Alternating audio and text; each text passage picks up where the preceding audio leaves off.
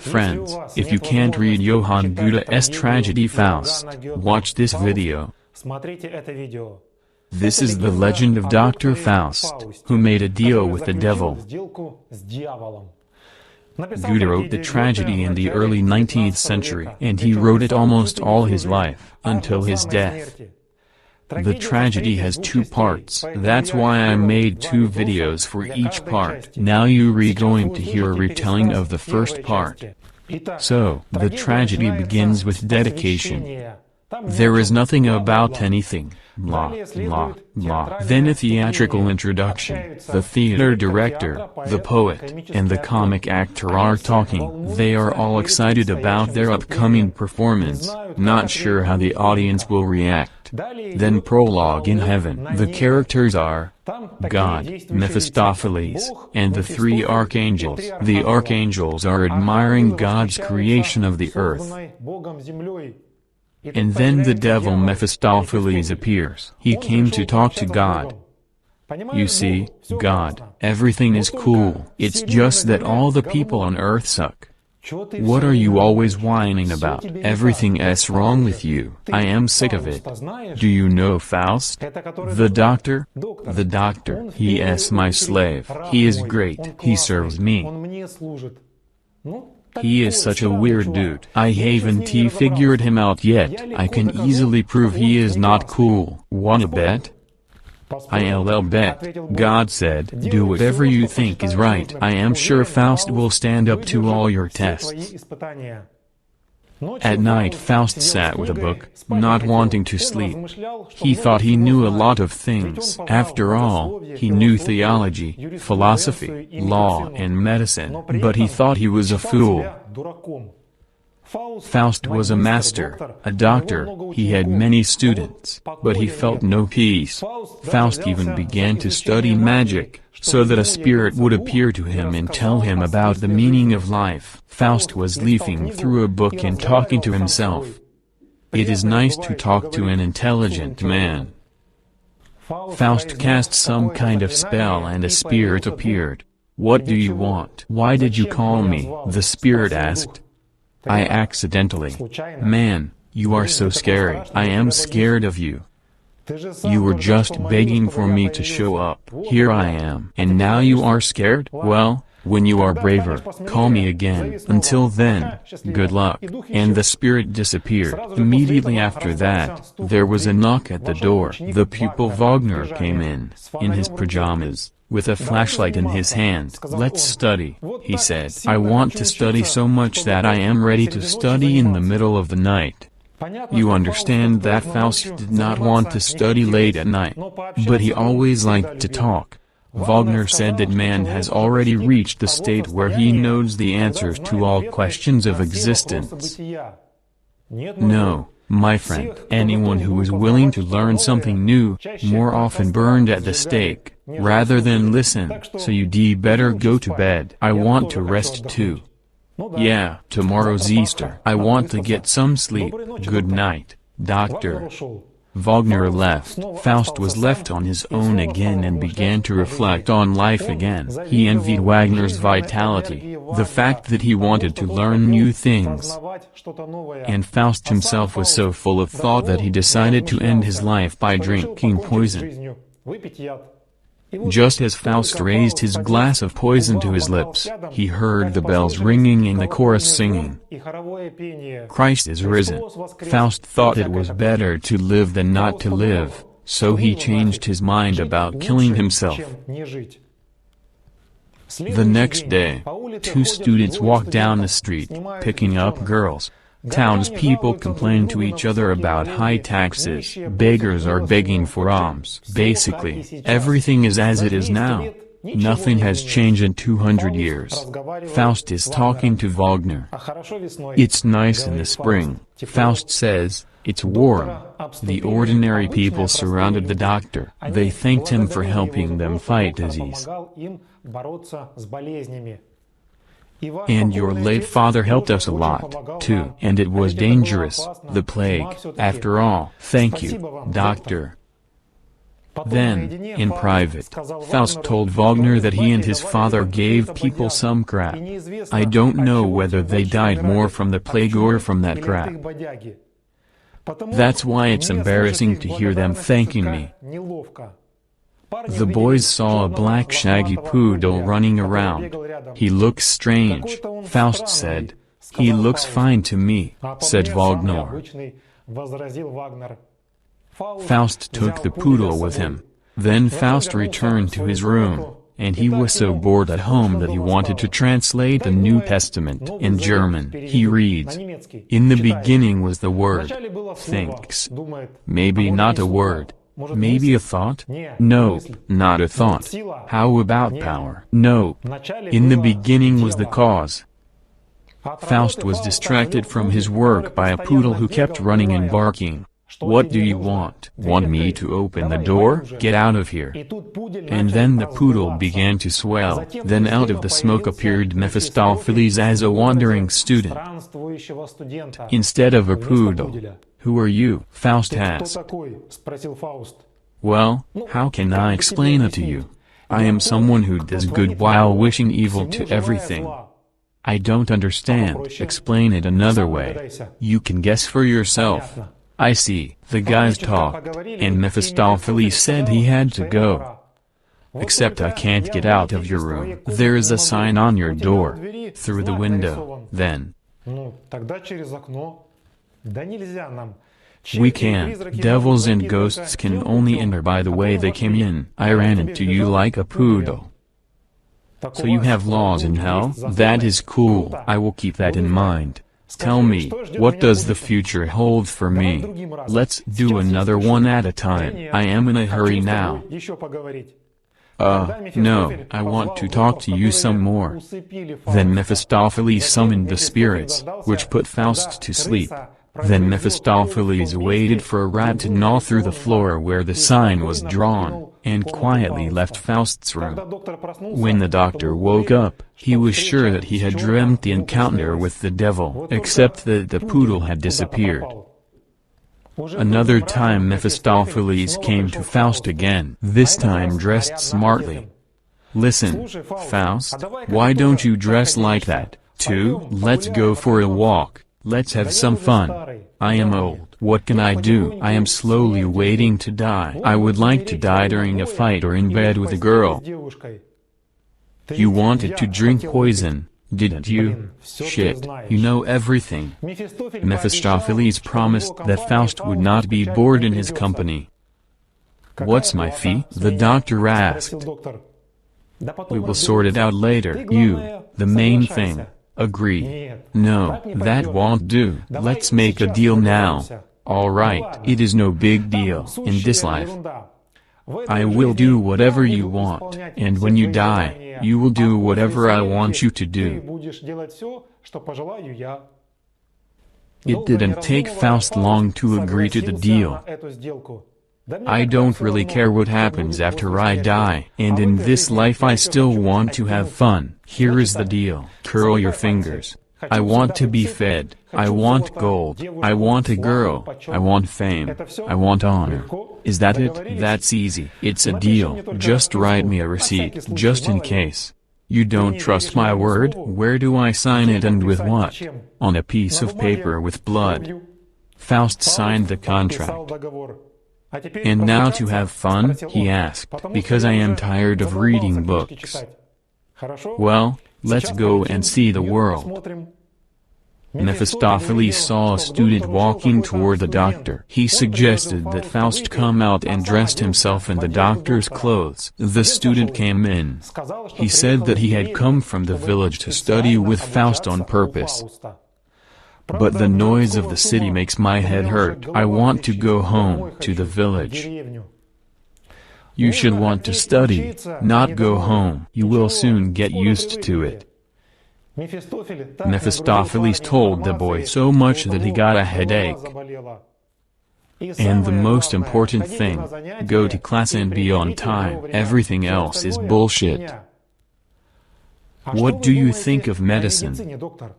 Doctor, maybe I should go to medical school? That's funny. You can touch girls, you know. You will do exams and you will touch them. Thank you, doctor, for the advice. Then I will be a doctor, said the student and left. Faust came in.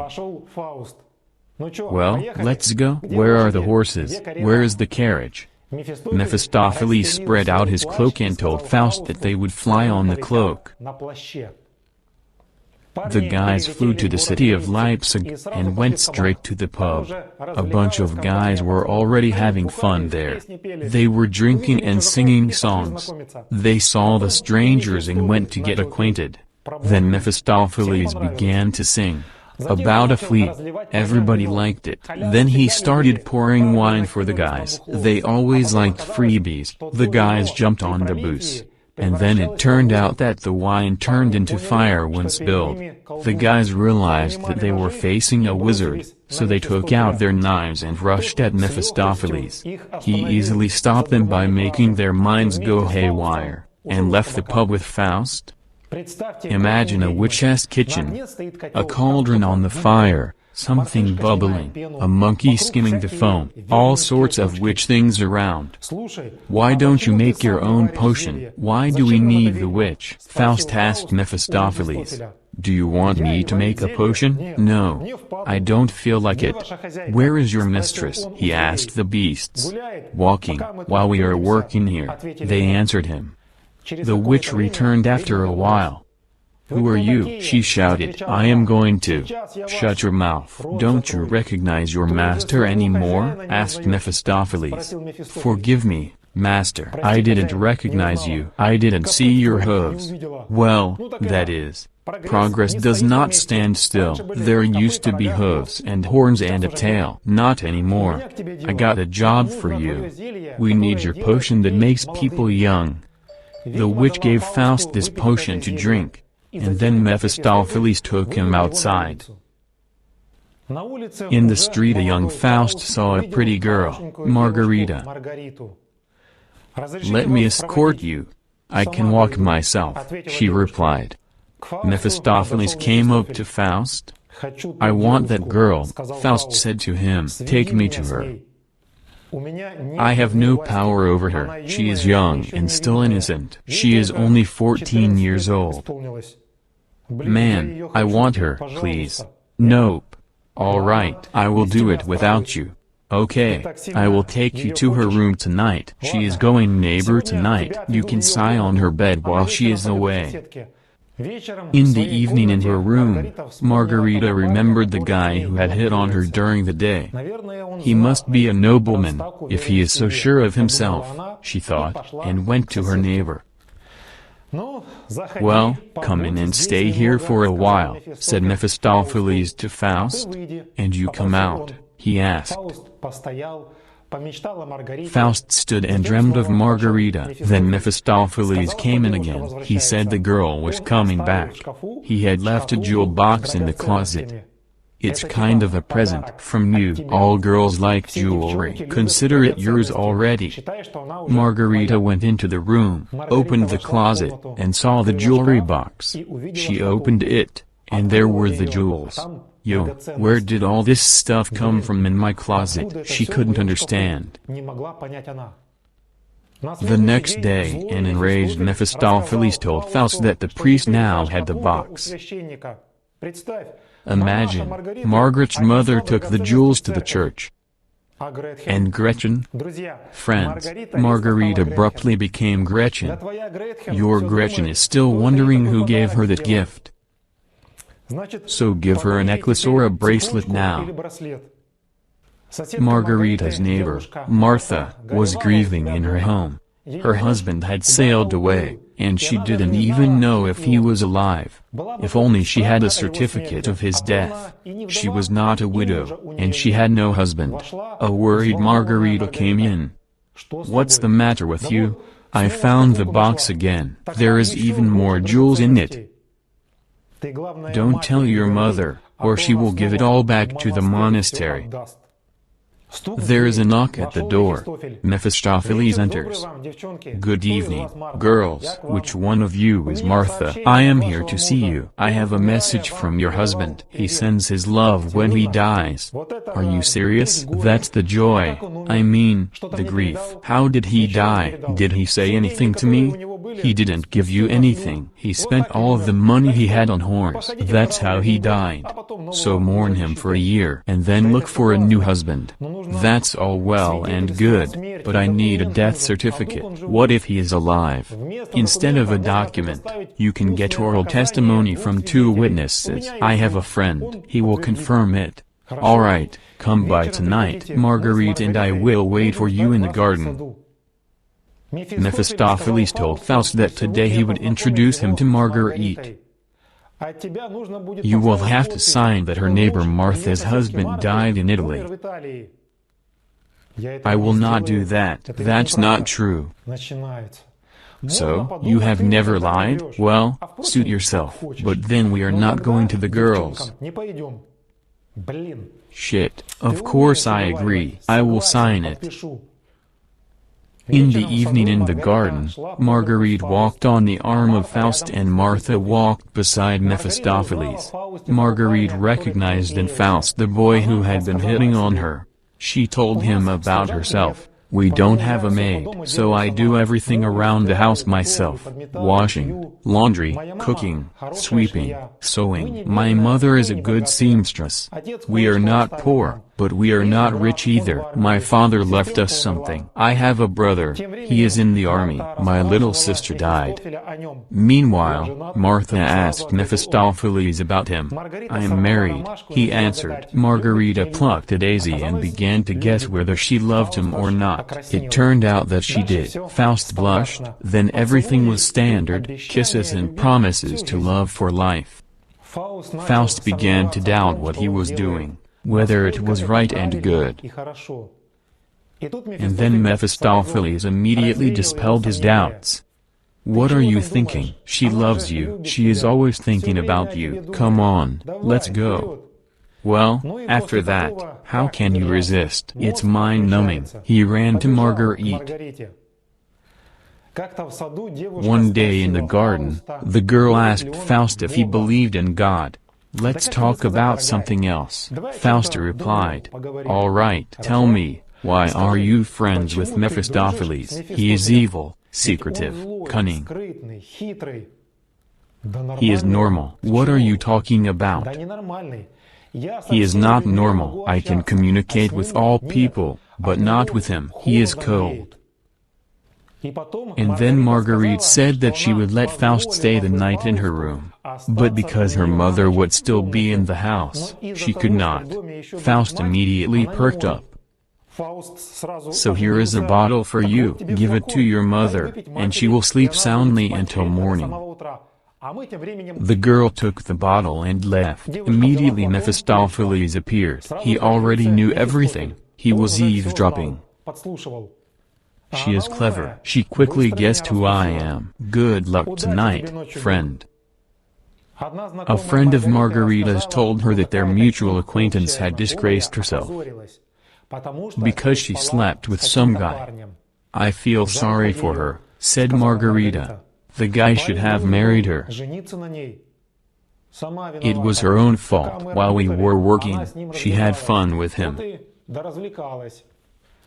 At night Valentine came home from the army, Marguerite's brother.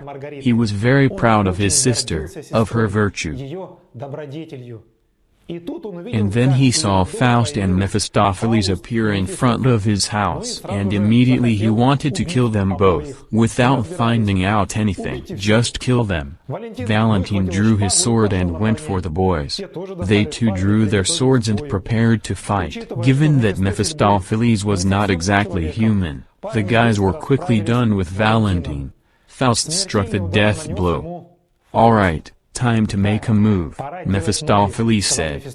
"There is going to be a lot of people here." The guys ran away. People saw the dying man. The noise started. Margarita came out, saw her brother. As he was dying, Valentine called Margarita a whore in a loud voice. Soon people will be ashamed of you. Wait until your belly grows and everyone will see your sin. Said and died. That's the way it is. Mephistopheles and Faust disappeared from the city. Several months passed. The guys are now far away, somewhere in the mountains. Just in time for Walpurgis night. On that night, once a year, all sorts of evil came to the mountains. A coven began. Faust saw a beautiful young witch and danced with her. And then a pink mouse jumped out of her mouth. Thank you, I don't want to dance anymore, Faust said. He saw the shadow of a girl in the distance, who looked just like Marguerite. All sorts of shadows come and go. Never mind, said Mephistopheles.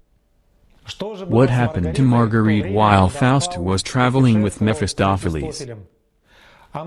And Marguerite was a beggar for a long time, and then she ended up in prison. Why didn't you tell me about it? Faust asked.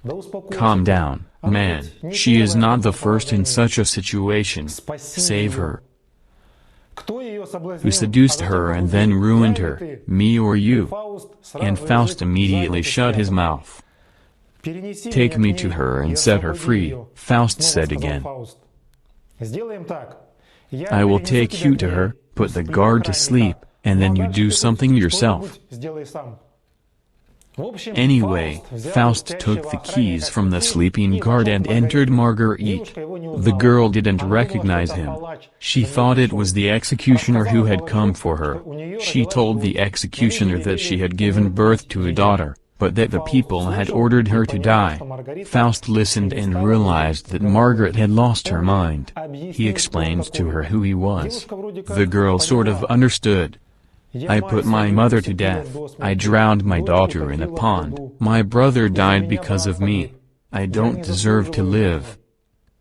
Faust begged her to go with him, but Marguerite refused. To go where? To run away all the time? To live in fear? Afraid of being caught? And you live. Better go quickly to the bridge and save our daughter, she is still alive. Faust understood that this was no longer the Marguerite he loved.